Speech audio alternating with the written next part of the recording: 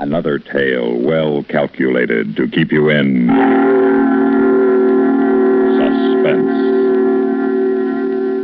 In just a moment, Cold Canvas, written for Suspense by Walter Black.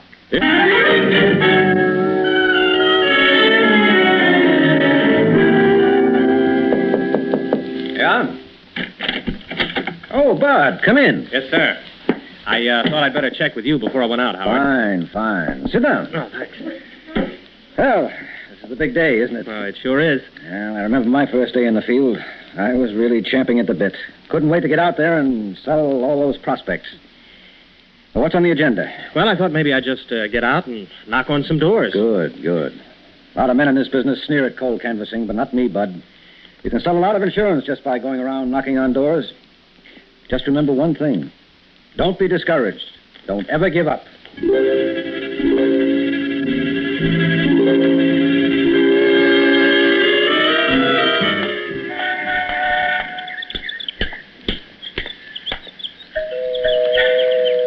if I get thrown out of here, it'll probably be by a butler. Even the door chimes sound rich. Yes? Oh, good afternoon, madam. Are you the mistress of this beautiful establishment? Aren't you a little fancy? I thought the phrase was lady of the house. Well, yes, ma'am, it is usually, but someone as attractive as you with such a magnificent home deserves nothing but the best. Whatever you're selling, you're probably very successful at it, aren't you? Well, ma'am, if I am, it's only because I'm lucky enough to have the right kind of clients. Clients? For what? Peace of mind and security, madam. This I have not heard before. This is new. All right, Mr. Bones, you've piqued my interest. Exactly what little gadget in that shiny new briefcase of yours is going to provide me with peace of mind and security? Life insurance, ma'am. I should have known. Oh, now, please, ma'am, don't be too hasty. Let me ask you something. When Mr. The name is Fouché. Fouché. Oh, thank you. Well, when Mr. Fouché bought you this beautiful home, he wasn't just buying lumber and bricks. He was also buying shelter and comfort. And when he bought your television set, he was buying entertainment and pleasure. Have you watched television lately? Well, but his intent was to provide pleasure. Now, wasn't it, Mrs. Fouché? So? So, a good provider doesn't just buy life insurance. He buys peace of mind for himself and security for you. I mean, in case anything should happen to him. Your elliptical phrasing is so comforting. You mean if he dies? Well, yes, ma'am. He's only 41. Well, but can he guarantee how long he's going to live? No, ma'am, no one can guarantee that. But I can guarantee that no matter what happens, whether he lives or dies, his and your future will be provided for. Life insurance, ma'am, it's the only answer. You know, we have an old saying in our business, someone always pays for life insurance, whether it's bought or not. The breadwinner pays in premiums, or the widow in privation and suffering. What's your name? Phillips. Eugene J. Phillips. My friends call me Bud. I'll bet they do. Would you care for a cup of coffee, Mr. Eugene J. Phillips? Well, if you're sure it's no trouble. I almost never go to trouble for other people, Mr. Phillips. Come on in and meet my husband. You can tell us both all about this peace of mind and security.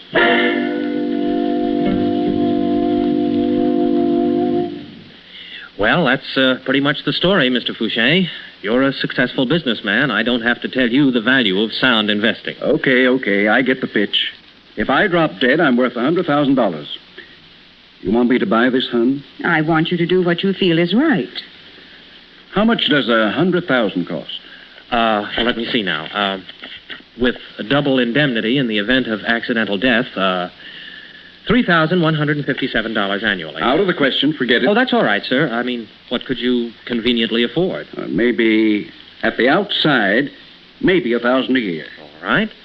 When would it be convenient for you to be examined by our doctor? I haven't said yes yet. Well, no, sir, but you see, regardless of whether you put 1,000 or 100 into the plan, you're going to have a medical examination.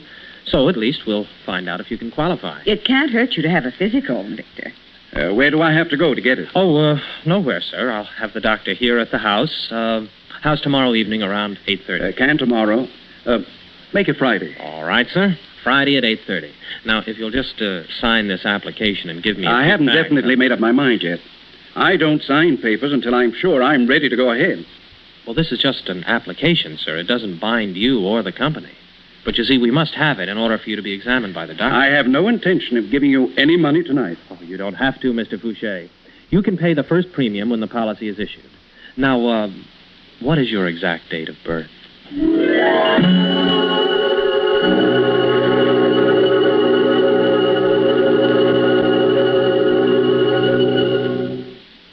In just a moment, we will return for the second act of Suspense.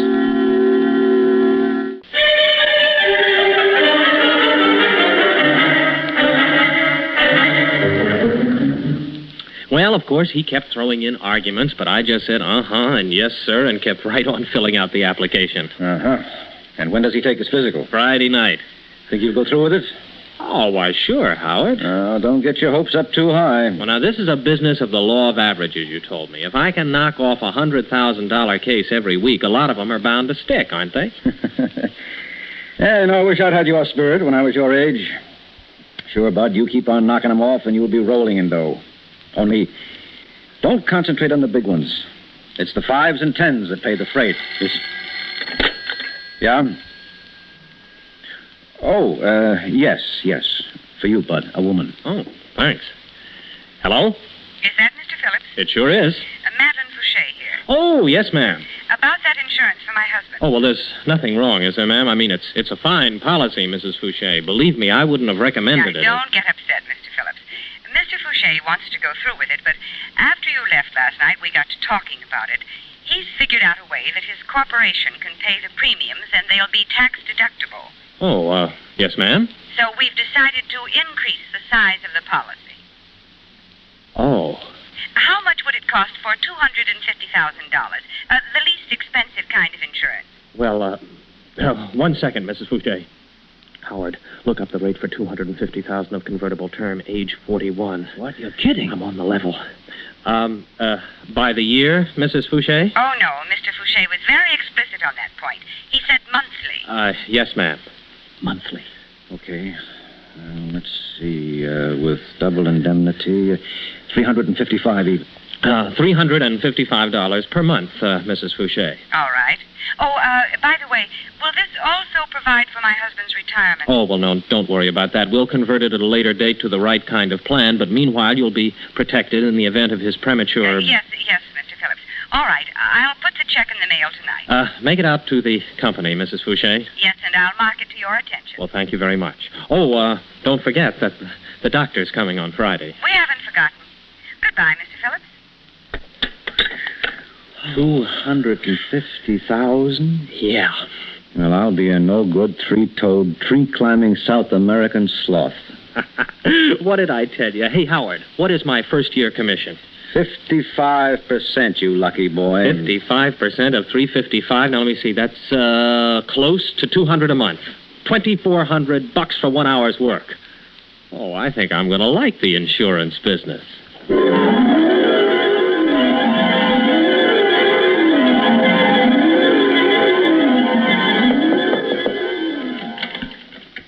You wanted me, Howard? Yes, come on in, Bud. You see the paper this morning? Oh, no, I didn't even take time out for a real breakfast. My first appointment was at 8:15, all the way on the other side of town. Why? Here. Huh? What is it? On the front page. Down at the right-hand side. Huh? Oh. Where, Howard? I don't see anything. Oh, no. Oh, no, it couldn't be. Yes, that's what I said when I first read it. Victor L. Fouché, 41, a local contractor residing at 11 Edgewood Terrace, was the victim of a hit-and-run accident early this morning on South Waring Boulevard. According to his wife, Fouché was on his way home from a business conference when he was struck by the speeding car. He died at Mercy Hospital without regaining consciousness. Police say no clues, early developments. Oh. One lousy monthly premium. $2,000 right out the window. Oh, guess I shouldn't say that, Howard, but... Well, I only met him that once, and after all, it was my first big case. I suppose I ought to be thinking of her. Mrs. Fouché, I mean. Gee, it's pretty rough on her. Yes, well, she'll have the money to console her. $500,000 can be very soothing. Hey, that's right. Double indemnity in case of accidental death. Mm-hmm. Wow. Listen, Howard. Maybe it sounds crazy, but you think she could have You know, run over it? It wouldn't be the first time. But don't worry. The company will check and double check. And then triple check. They don't just hand out all that money without really investigating. Yeah. Gee, I wish I'd been able to wangle the whole annual premium out of him first, though. Well, cheer up. There are lots more prospects where he came from. Come on, I'll buy you lunch.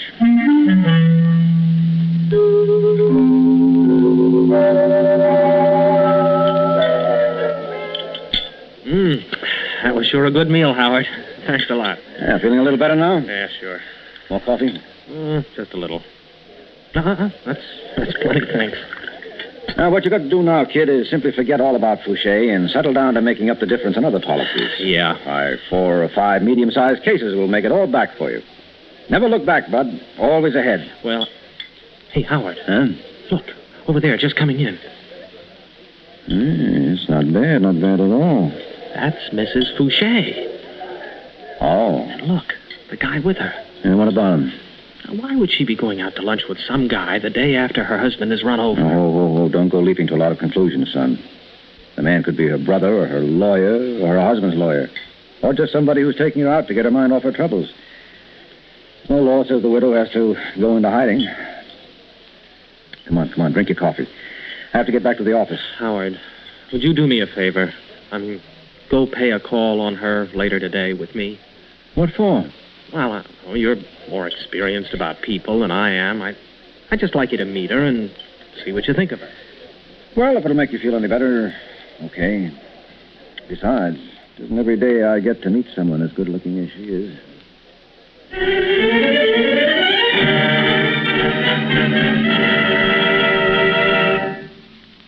In a moment, we will return for the third act of Suspense.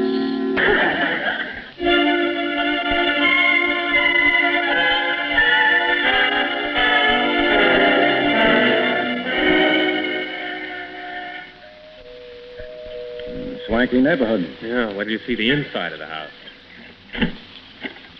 Oh, Mr. Phillips. Yes, ma'am. I'd like you to meet my associate, Mr. Rigby, Mrs. Fouché.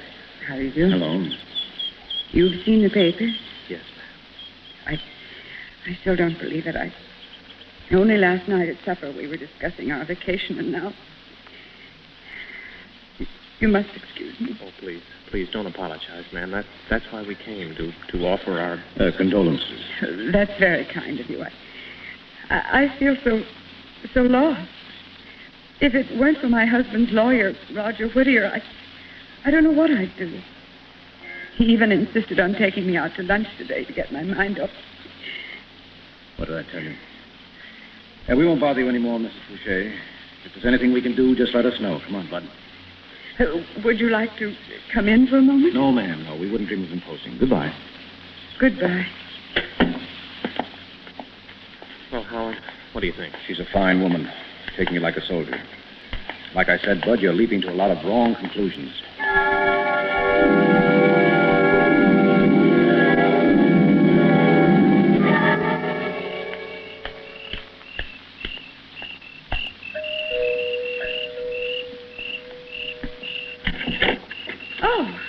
Mr. Phillips. I hope I'm not interrupting anything. Oh, no, I was just doing my supper dishes. This is the maid's night out. I just thought, well, it's been almost 3 weeks now, and I was passing by, and, well, I thought maybe there was something I could do to help. Well, that's very kind of you, Mr. Phillips, but really, there isn't anything. All right, ma'am. But now that you've stopped, why don't you come in for a moment? Oh, are you sure it's all right? Perfectly all right. Thank you. Won't you come into the living room? Are we alone? No, there's a spy from your insurance company under the piano. Of course we're alone. You get the check. It's already deposited, Angel. $500,000. I keep saying it over and over again. The most beautiful words in the English language. And no one's been around. You mean to investigate? No, not since right after the accident. Oh, you know what that means, baby? We are in the clear. Nobody's got a thing to go on. We're in the clear. Well, I never thought we wouldn't be, Angel. No, I can't wait much longer for you. Sneaking in and out like this has been driving me crazy. Me too, darling. When do we go? Well, gotta think up a good story for Rigby. Something that'll give us 2 or 3 weeks head start. Maybe a vacation. And then we just take off for Mexico and from there down to South America. But what if they suspect? Oh, let them. We'll be long gone. And we'll be where they can't extradite us either. You've gotten rid of the car. Yes, sir. Stripped it down in my own garage and sold it for junk piece by piece. Don't you worry, baby. We've got it made. I'm not worried, as long as I have you. Now, look, I'll call you tomorrow or the next day. Just hold tight. Yes, darling. So long, gorgeous. Take care, my angel. Go on to bed. I'll let myself out. Good night, Mrs. Fouché. If there's anything else Mr. Rigby or I can do for you, please just say the word. Hurry up, Roger. He's gone. Just now. Where are your bags? Already in the car. Okay, let's get going, hon. Back door. What about your bag? I'll buy what I need in Mexico. The sooner we're across the border, the better. We picked a good night, Madeline. Pitch black.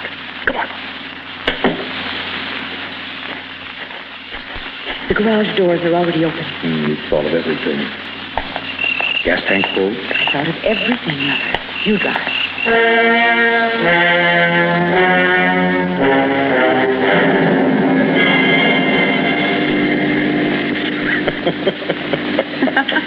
Are you thinking the same thing I am? You're stewed. Yes. Dear Mr. Eugene J. Phillips. Oh, what a job you must have done on him.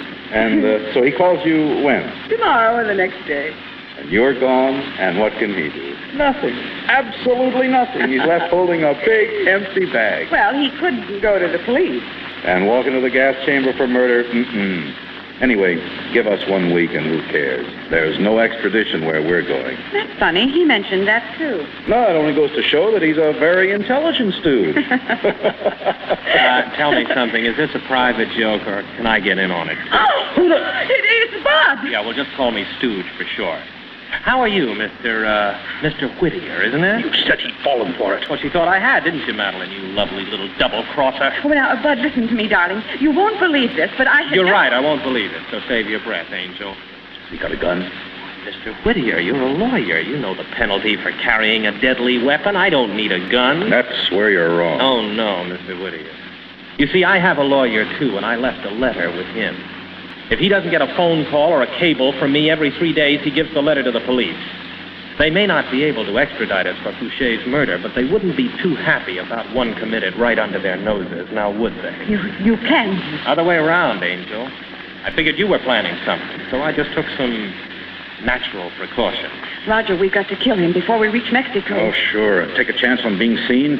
And what do we do with the body? Take it with us? He's right, Angel. You see, between here and the border, it's kind of open. Pretty well traveled, too. So why don't you just relax? Even after I take my third, you and Clarence Darrow there still have $333,000 left, and that's not hay. Shut up. Such poor sportsmanship. Oh, well, I think I'll take a little nap back here. To the border, James.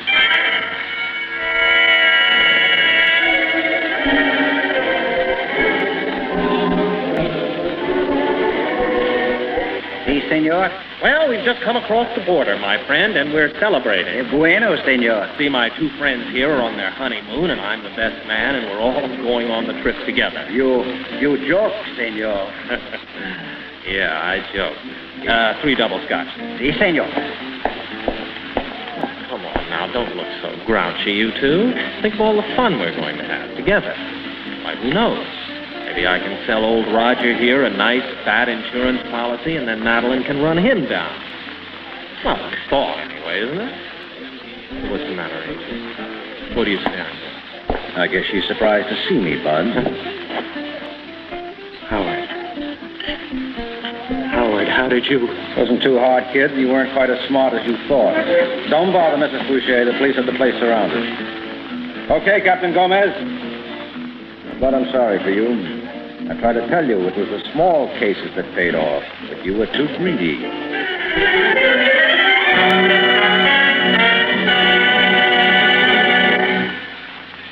Suspense. You've been listening to Cold Canvas, written for Suspense by Walter Black. In a moment, the names of our players and a word about next week's story of Suspense. Heard in tonight's story were William Redfield as Bud Phillips, Ginger Jones as Madeline Fouché, Les Damon as Howard Rigby, and Guy Rep as Victor Fouché. Listen again next week when we return with Endgame by David Karp, another tale well calculated to keep you in suspense.